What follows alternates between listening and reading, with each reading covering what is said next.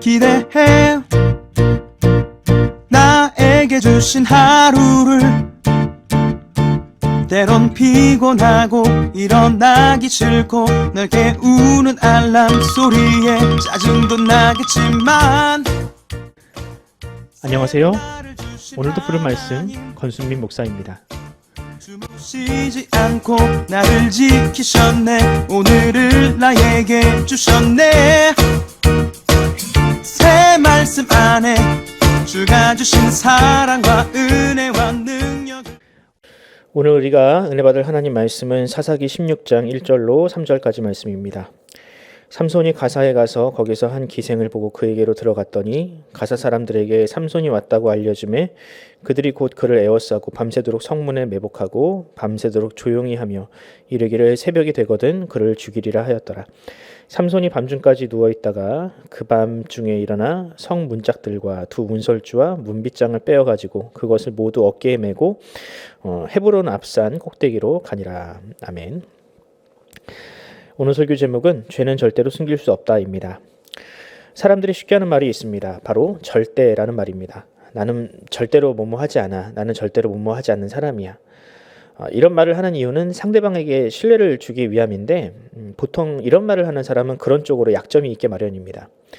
본인에게 그런 약점이 있으니 그것을 감추려고 굳이 절대로라는 말을 사용해서 그것을 덮으려는 것이죠. 나는 이성을 볼 때 돌같이 봐. 절대로 나쁜 마음을 품지 않아. 이런 사람이 보통 뒤에서는 자신의 권력을 이용해서 온갖 추잡한 일을 벌이고요. 나는 절대로 도박을 하지 않아. 가끔 취미로만 할 뿐이야. 하지만 결국 도박으로 인해서 패가망신을 하게 됩니다. 이처럼 인생에서 죄 앞에 절대로라는 말만큼 무의미한 말은 없습니다. 오늘 본문은 주인공 삼손이 점점 죄의 노예가 되어가는 과정을 보여주고 있습니다.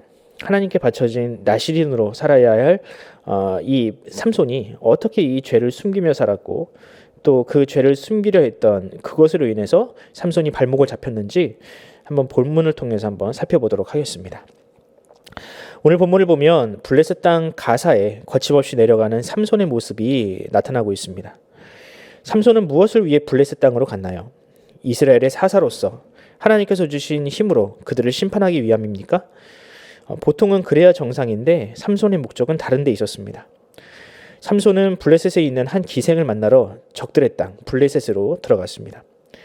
한때 삼손은 블레셋의 여인과 혼인하였다가 파혼을 경험한 이력이 있는데도 불구하고 여전히 왜 블레셋 여인에게 그렇게 집착을 할까? 여러분 궁금하지 않으십니까? 왜 자꾸 이스라엘의 여인이 아니라 블레셋 여인에게만 그렇게 몰두를 하는지.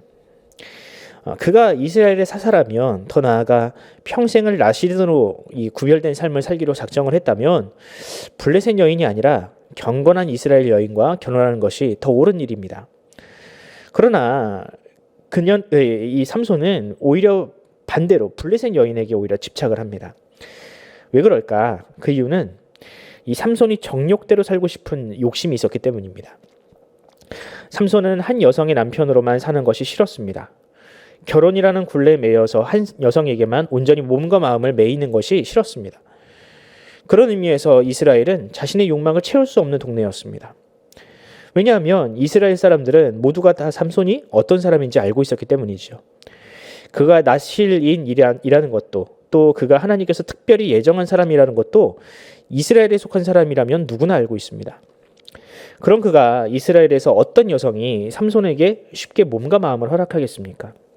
괜히 삼손의 욕정에 휘말렸다가는 그 여성도 이스라엘 사람들에게 정죄를 당할 게 뻔한데 말입니다. 이런 이유로 삼손은 하나님을 알지 못하는 가사에 내려가 마음껏 정욕을 채우게 됩니다. 그런 삼손을 블레셋 사람들은 기다리고 있었습니다. 그가 욕정에 눈이 어두워 방심한 틈에 그를 기습하려고 한 것입니다. 그러나 오히려 삼손은 그 성문과 성문짝과 문설주와 문빗장을 빼내어 자신의 고향으로 돌아옵니다. 참 이상하죠. 왜 삼손은 그 가사 땅의 성문짝을 굳이 가지고 이스라엘에 왔을까? 저는 아마도 삼손이 자신이 블레셋에서 지은 죄를 가리기 위해서 알리바이를 만드는 것이다 라고 생각을 합니다. 그러니까 자신은 기생을 만나기 위해서 가사 땅, 블레셋 땅에 간 것이 아니라 블레셋을 치기 위해서 갔다 왔다는 것이죠. 그래서 이 가사의 성문이나 문설주를 가지고 오면 사람들이 자신을 향하여 손가락질하는 대신 열렬히 환영해 줄 것이라 그렇게 생각을 한 것입니다. 이처럼 삼손은 자신의 욕심과 죄를 가리기 위해서 물불을 가리지 않았습니다. 그는 이스라엘 백성들이 보지 않는 블레셋을 수시로 드나들면서 자신의 욕심을 채웠습니다. 그리고 그 땅의 사람들을 해치고 그 성읍 사람들을 희생양 삼아서 자신을 의롭게 포장한 것입니다. 여러분, 이것이 바로 죄의 무서움입니다. 우리 속담 중에서 삼손에게 어울리는 속담이 있습니다. 바늘도둑이 소도둑된다. 삼손이 딱 그런 꼴입니다. 그는 단지 자신의 이 정욕을 채우고 싶었지만 그 정욕을 숨기기 위해서 거짓말을 할 뿐 아니라 다른 사람을 해치는 더 큰 죄를 저지르고 있는 것이죠. 여러분, 결국 삼손의 인생은 어떻게 되었습니까? 삼손은 그렇게 욕정을 위해 살다가 결국 나실인으로서의 책임도 이스라엘의 사살하는 사명도 모두 잃어버리게 되었습니다. 한두 번의 거짓말을 통해 죄를 숨겼을 때 그때 그 죄를 멈췄어야 했는데 결국 그 죄를 멈추지 못하여 결국 나중에는 모든 것을 잃어버리게 되는 것입니다. 저는 삼손을 보면서 마치 콧뚜레에 걸린 힘센 황소를 보는 것 같습니다. 거짓말과 욕정이라는 콧뚜레에 코가 뚫려서 하나님께서 주신 그 가공할 만한 힘과 능력을 제대로 써보지도 못하는, 그렇게 죄의 노예가 되어서 살아가는 삼손은 마치 코가 뚫린 황소와 같아 보입니다. 사랑하는 성도 여러분, 우리 인생은 어쩌면 모두 삼손과 같을지 모릅니다. 우리는 단지 사람들 눈에 보이지 않는다고, 아무도 나의 죄를 알지 못한다고 안심하면서 살아갑니다. 그렇게 죄에 대하여 무감각해지고 또 사람들 앞에서 우리가 절대로 그런 사람이 아님을 증명하기 위해 위장하는 삶을 살다가 보면 결국 우리도 코가 뚫린 황소와 같은 그 삼손처럼 그렇게 무력하게 죄에 이끌려 다닐 수밖에 없는 것이죠. 우리가 이 은밀한 죄의 유혹과 위협을 극복하기 위해서는 한 가지 사실을 명심하면 됩니다. 우리 모두가 다 모든 사람들에게 나의 치부를 숨길 수 있어도 결코 하나님 앞에서는 숨길 수 없다는 그 사실. 하나님은 우리가 언제 어디에 있든지 우리의 모든 것을 알고 계십니다. 심지어 하나님은 우리가 입술로 지은 죄, 마음으로 지은 죄까지도 다 알고 계십니다. 그러므로 우리는 언제나 이렇게 고백해야 합니다. 따라해 볼까요? 나는 무익한 죄인입니다. 그렇습니다, 여러분. 우리는 하나님의 은혜가 없이는 단 하루도 살 수 없는 죄인들입니다. 그렇기에 예수님의 십자가가 우리에게 필요합니다. 우리 모두가 구원이 필요한 사람들이기에 하나님의 은혜를 구해야 합니다. 결국 이것을 고백하는 사람은 삼손이 걸린 그 삼정으로부터 자유로울 수 있습니다. 그런 사람은 죄를 숨기기는커녕 죄와 치열하게 싸우며 죄와 타협하지 않을 수 있습니다. 이것이 바로 그리스도인이 이 세상에서 지켜야 할 삶의 태도입니다.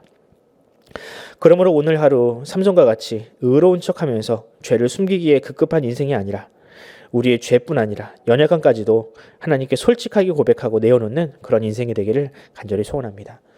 기도하겠습니다. 하나님 아버지, 은혜와 사랑을 감사합니다. 주님, 우리는 마치 삼손과 같아서 자신의 죄를 인정하지 아니하고 그것을 숨기기에만 급급합니다.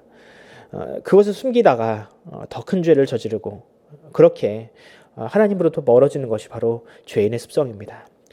주님께서 우리를 아시오니 주의 은혜 가운데 우리를 불러주시고 우리가 자신의 죄를 기꺼이 하나님께 고백하는 것을 부끄럽지 않게 고백할 수 있도록 주여 우리를 인도하여 주시옵소서.